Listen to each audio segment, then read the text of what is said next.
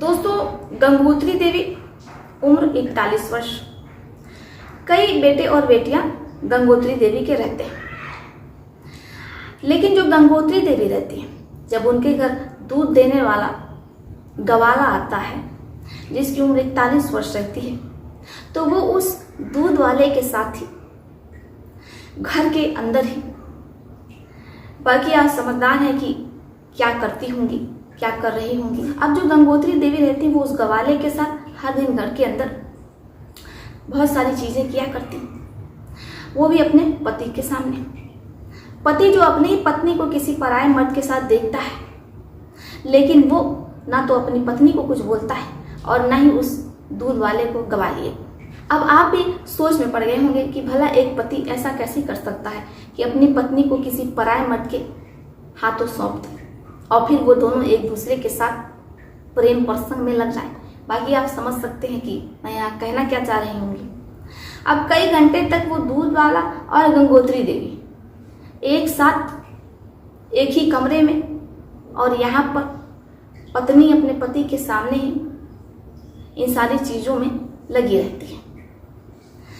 अब आपका दिमाग चकरा गया होगा कि भला एक पति ऐसा कैसे कर सकता है, वो भी अपनी आंखों के सामने। हम आपको ये पूरी कहानी सुनाएंगे। जब आप पूरी कहानी सुनेंगे तो आपके भी होश उड़ जाएंगे। आखिर पति की ऐसी क्या मजबूरी रही होगी कि उसे अपनी पत्नी को किसी दूसरे के हाथों सौंपना पड़ा। हम आपको ये पूरी कहानी सुनाएंगे, इस रात से भी पर्दा हटाएंगे, लेकिन उससे पहले कुछ कहना चाहते हैं। आदाब, सत श्री अकाल, नमस्कार। आशा करती हूँ कि मेरे प्रिय सब्सक्राइबर, मेरे प्रिय दर्शक स्वस्थ होंगे, मस्त होंगे और अपना ध्यान रख रहे होंगे। ऐसे स्वस्थ रहिए, मस्त रहिए और अपना ध्यान रखते रहिए, क्योंकि मैं आप सभी से बहुत स्नेह करती हूँ, प्यार करती हूँ। तो चलिए शुरू करते हैं आज की ये कहानी। बने रहिए हमारे साथ अंत तक। गंगोत्री देवी, जिनकी 3 बेटियां और 2 बेटे रहते हैं, वो सभी बड़े हो चुके होते हैं। एक बेटा 12वीं में रहता है, दूसरी जो बेटी रहती है वो BA में रहती है। ऐसे करके सारे मतलब स्नातक से लेकर के बाकी कक्षाओं में पढ़ रहे होते हैं, सब समझदार होते हैं, बड़े होते हैं। गंगोत्री देवी जिनका पति रहता है उसका नाम सोहनलाल रहता है। सोहनलाल जिनकी उम्र 60 वर्ष रहती है, वो अपने घर में ही छोटी मोटी दुकान करते हैं। किराने की जो दुकान होती है, आवास पड़ोस मोहल्ले वाले उन्हीं की दुकान से सामान खरीदते हैं। इसी से जो घर का परिवार का खर्चा होता है वो चल रहा होता है। गंगोत्री देवी, सोहनलाल, इनके परिवार में सब कुछ कुशल मंगल चल रहा होता है, बहुत अच्छा चल रहा होता है। लेकिन एक दिन अचानक सोहनलाल की तबीयत खराब हो जाती है। अब पत्नी अपने पति को लेकर के सिटी हॉस्पिटल जाती है। वहाँ सोहनलाल की जांच होती है ब्लड की। जैसे ही रिपोर्ट आती है तो गंगोत्री देवी की मानो दुनिया ही उजड़ जाती है। गंगोत्री देवी जो रोना चाहती हैं रो नहीं पाती हैं। उन्हें इतना ज़्यादा झटका लगता है मानो उनकी दुनिया पूरे तरीके से उजड़ गई हो और कभी बसेगी ही नहीं, क्योंकि उनके पति सोहनलाल को HIV हो जाता है। अब ऐसे में जो पत्नी रहती है वो पूरे तरीके से टूट जाती है। एक तो पति के धोखे से, दूसरे उसकी बीमारी से, क्योंकि पति जब अन्य महिलाओं के पास यानी कि कई महिलाओं के साथ गया होगा तभी उसे ये बीमारी लगी होगी और वो उसके चपेटे में आया होगा।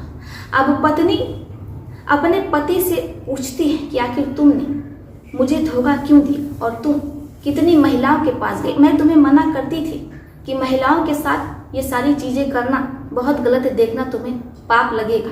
क्योंकि जो सोहनलाल रहता है वो अपनी पत्नी के सामने ही उसे धोखा देता है, कई महिलाओं से बातचीत करता है और फिर उन्हें होटल में ले जाता है। अब ऐसे में जो पत्नी रहती है, चूंकि उस पर अपने बेटे और बेटियों की जिम्मेदारी रहती है, इसलिए वो खामोश रहती है, कुछ नहीं कहती। लेकिन कहते हैं कि दर्द सहने वाला बड़ा हो जाता है और दर्द देने वाला इस तरीके की बीमारियों में चपेटे में आ जाता है, जैसा कि सोहनलाल के साथ हुआ। क्योंकि सोहनलाल जो कि अन्य महिलाओं के साथ होटल में कई कई दिन रहा करता था, ऐसे में उसे खुद भी नहीं पता चला कि उसे इतनी गंभीर बीमारी है।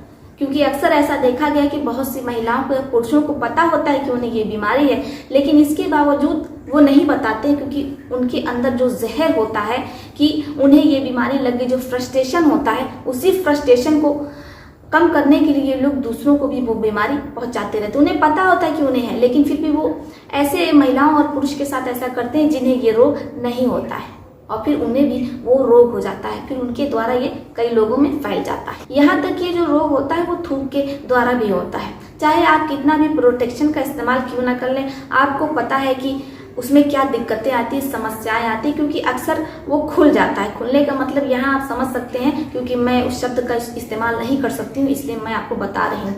एक तो ये समस्या होती है और दूसरा जो ये है कि थूक से भी आपको HIV हो सकता है। पत्नी सोहन लाल को यानी कि अपने पति को घर ले आती है और उनसे सवाल कर रही होती है, लेकिन सोहन लाल हाथ जोड़ लेते हैं और अपनी पत्नी से माफ़ी मांगते, कहते हैं कि मुझे माफ़ कर दो, जैसा मैंने तुम्हारे साथ किया भगवान ने मुझे उसकी सजा दी। पत्नी कहती कि देखिए जी, अब तो आपके पास कुछ ही समय बचा होगा, कुछ ही दिनों में आपकी मौत हो जाएगी। कब होगी ये किसी को नहीं पता है, लेकिन मौत तो तय है। अब सोहनलाल जो बहुत ज़्यादा डर जाता है, डर के मारे थर-थर काँप रहा होता है, क्योंकि मौत जब किसी के सामने होती है तो ये केवल वही व्यक्ति जानता है जिसकी मौत आने वाली होती है। जैसे ही पत्नी को पता चलता है कि उसके पति को रोग हो गया है, वो अपने पति से दूरी बना लेती है और जो उसके घर दूध देने वाला ग्वाला आता है उसके साथ पहले से ही प्रेम प्रसंग रहते हैं। यानी कि पति जब इधर उधर होटलों में जाया करता था तो पत्नी दूध वाले के साथ अपना सुख ले रही होती है। लेकिन जैसे ही पत्नी को पता चल जाता है तो वो अब अपने पति से छुप छुपा करके नहीं, बल्कि अपनी आंखों के सामने ही उस दूध वाले के साथ ये सारी चीजें करती है। अब जो पति रहता है वो सब कुछ अपनी आंखों से देखता है, उसे बहुत पीड़ा होती है, दुख होता है।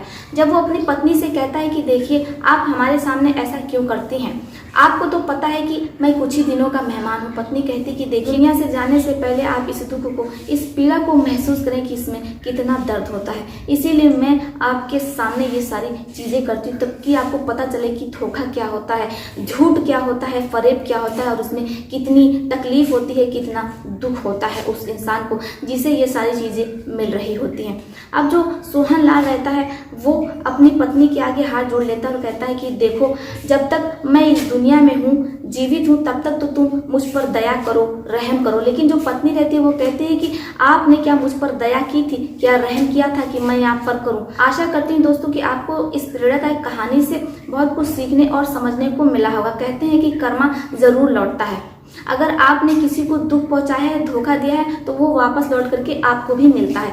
लेकिन यहाँ पर जो पत्नी गंगोत्री देवी ने किया अपने पति के साथ उसके ही आंखों के सामने, ये सही था या फिर गलत? क्योंकि जो सोहन लाल है कुछ ही दिनों में वो इस दुनिया से चले जाएंगे। ऐसे में क्या पत्नी को अपने पति की आंखों के सामने ये सारी चीजें करनी चाहिए थी, उसे सबक सिखाने के लिए, केवल इसलिए कि वो इस पीड़ा को जाने की कितना दर्द होता है, कितनी तकलीफ होती है जब किसी को दुख मिलता है। क्या उसे ऐसा करना चाहिए, यानी कि उसकी पत्नी को ऐसा करना चाहिए था? आप लोग अपनी अपनी राय कमेंट बॉक्स में लिख सकते हैं। तो चलिए फिर चलते हैं, मिलते हैं आपसे किसी और कहानी में। तब तक के लिए आप अपने परिवार का ध्यान रखिए। आदाब, सत श्री अकाल, नमस्कार।